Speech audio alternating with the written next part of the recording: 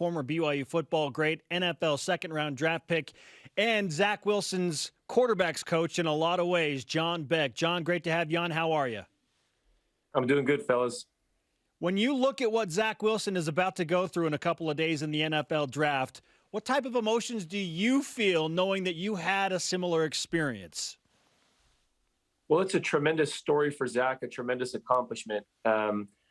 To be able to be, potentially the second pick of the draft is a huge, huge thing. I was just talking to Zach the other day, and I just said, this is amazing, man. There's only in the last, 20 years, 40 people that can say that they were top 2 draft picks. So, it's great for him to get that opportunity because of all the hard work that he's put in.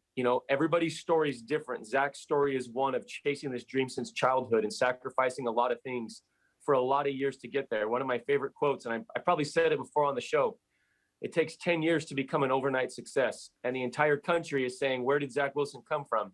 But the reality is, in the dark, behind the stage curtains, behind closed doors, he's been working for a long, long time for this. So I'm so proud of him. What's this experience been like for you, not just with Zach, but with Justin Fields and Kyle Trask, and now apparently the Niners asked Trey Lance to go to you as well? Like, what is this like becoming one of the main QB gurus out there? I mean, it's a cool experience. I love the quarterback position. I love to help these young men. I think the one with Zach is really I don't even know how to explain it sometimes. It's crazy because okay, so where Zach is at, it's almost the exact same gap between me and Ty Detmer.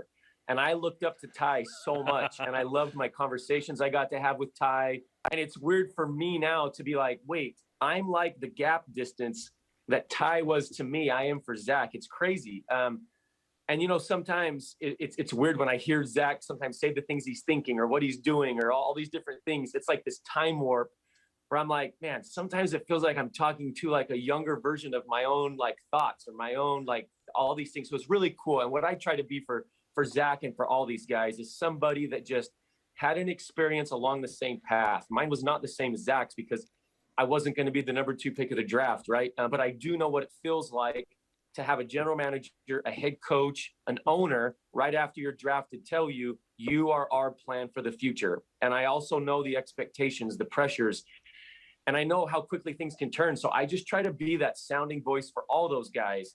It's cool to be around Justin. Like, he's an unbelievable player. He came from an unbelievable school. I love the opportunities I have to go to these universities and be a part of their pro day and to kind of like soak in a little bit of the history of the school as well as help them. Same with Kyle Trask in Florida.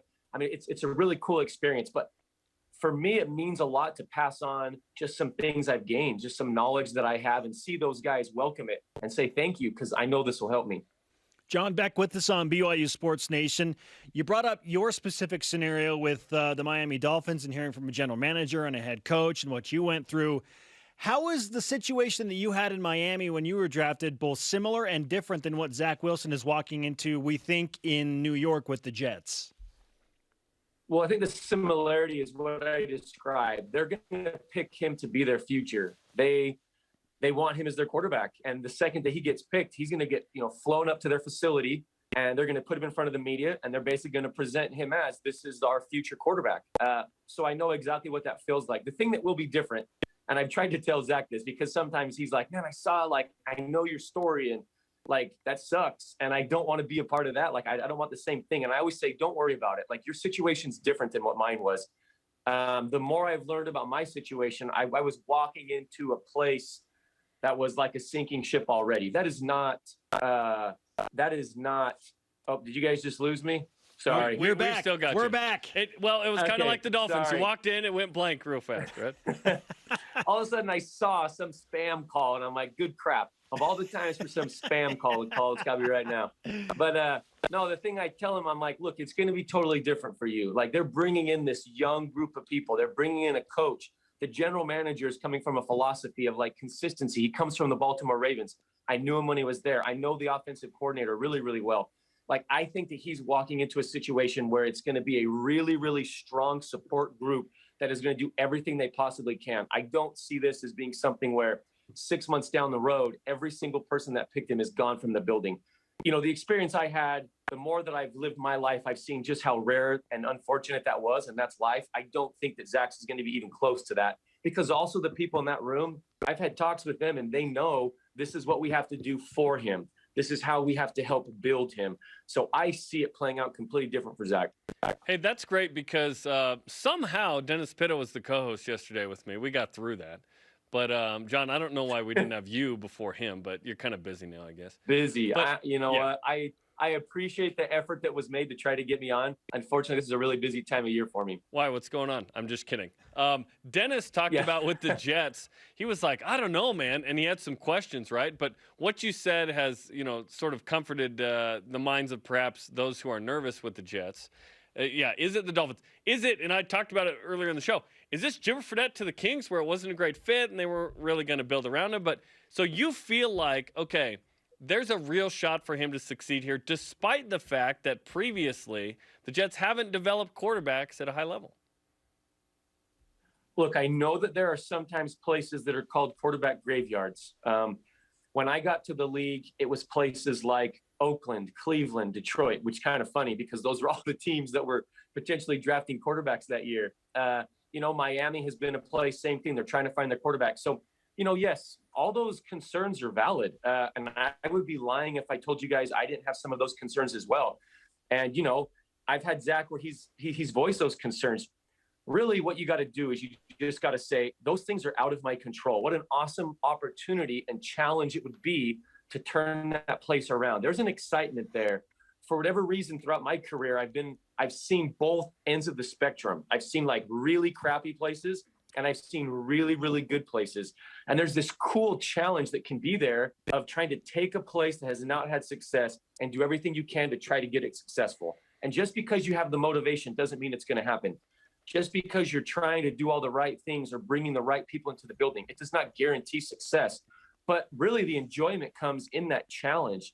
And I think that they are going to draft a guy that's going to be great for that because Zach Wilson loves challenges. And I think Robert Saleh, the head coach, he's that type of guy as well. And I know some of the guys that played on his defense, that's the thing they love most about him. It's that challenge aspect. So I think they're doing the right things. It doesn't guarantee that black cloud that's hovering around the Jets is going to leave. I've been a part of organizations where you feel that and you're doing everything you possibly can. And at the end of the day, the owner decides, that black cloud is still here. We're firing everybody. And those are unfortunate events. But, at this point in time, I've tried to really just talk to Zach and his family and everybody and just say, look, where your feet are at right now, how exciting of an opportunity this is. You're having the second team in the draft potentially be taking you, and they want you to be the guy to join them in that turnaround. And it is a storied franchise. I know that there's all these things that haven't gone well for them, but there is a lot of history there. And if you can turn that place around, it will be a great place to win football games. And that's what I'm hoping for. And that's what, I know Zach's hoping for it, and this Cougar fan base is hoping for the same thing. It's going to be tough, but it could be very, very rewarding. And this is another thing I'm going to say. Hypothetically, let's just say it's a really tough 2 to 3 years. Zach will be a better quarterback because of it. I can promise you that. When you're battle tested, it makes you a better quarterback. John Beck with us on BYU Sports Nation. What's going to be the hardest part of the learning curve for Zach Wilson transitioning from college football to the NFL? I would probably say the toughest thing, it's not going to be playbook. Zach will eat that up. It's not going to be speed of the game. I think he'll adapt to that. Will it be something in the beginning? Yes, but he'll adapt to it. I think what the biggest challenge is going to be is what he's accustomed to. He's won a lot of games over the last year, and a lot of those games were, you could say, blowout games. The NFL, you are not going to have blowout games. The NFL, it's going to feel more like what that Tennessee game from 2 years ago, what that USC overtime game was. It's going to feel more like that each and every week. So you just don't get those games where you're riding like a 4-game win streak and you're beating everybody by 30 points. That's going to be a little bit of the adjustment where he's going to play a really good game, and it's still going to be nip and tuck there at the end of the game. He may have completed 68 to 70% of his passes, which in the NFL for a rookie is an awesome job. He may have a touchdown or two where it may have been his best game up to that point in his career as a rookie. But all of a sudden, it may be 2 minutes left in the fourth quarter, and his team's down by 4 points. And it may be that feeling like, I feel like I'm playing a good game. And in the past, when I have played a really good game, my team has walked away with the victory. That's one of the differences in the NFL of just how every single week comes down really to what happens in the fourth quarter, and how can you play really efficient football at the end of the game to give your team a chance to win. You're coaching Zach on a bunch of things. A lot of them are on the field, a lot are off the field as well. Is there anything that can compare and prepare for him for the New York media? We've had a lot of conversations about that. And I've told him it's going to be exciting in the beginning because they're going to love him. And there's not a reason for them not to love him yet. No games have been played. And he's going to go through OTAs, and the fan base is going to be coming to practices, and they're going to come up with nicknames, and they're going to be doing chants, and every single person's going to be wanting his autograph. It's going to be really exciting in the beginning. But history has shown us, no matter what, that New York media is going to attack its quarterback when they don't feel like he's playing up to par, or if the team is not doing what they should be doing, fingers get pointed. I don't know if you can walk in fully prepared. I think it's one of those things in life, like I'm going to reference like a mission. As many times as you can go to missionary prep classes, as many times as you can go on like splits with the missionaries, it can't totally prepare you for all of the things that you're going to face on your mission. That's why a mission is such a great experience, because you're walking into it with what you got, and then you have to experience things, and you have to learn how to grow, adapt, change. You're going to have experiences that drop you to your knees, and you're going to plead for help, or you're going to plead for guidance, or you're going to really, really hope for things. And then in those things is where you grow. I see this experience for Zach and not being something where it's like, hey, we got to do everything you can to prepare you before you walk into it. I look at it as, let's talk about all the tools you're going to need, so that then when you get there and you're experiencing it, you know the right thing to do to help you grow in that. And then he'll get more comfortable as it goes. And I'm sure there's going to be those moments where he's walking down the street and there's going to be some, magazine on some corner where it's going to be slamming him.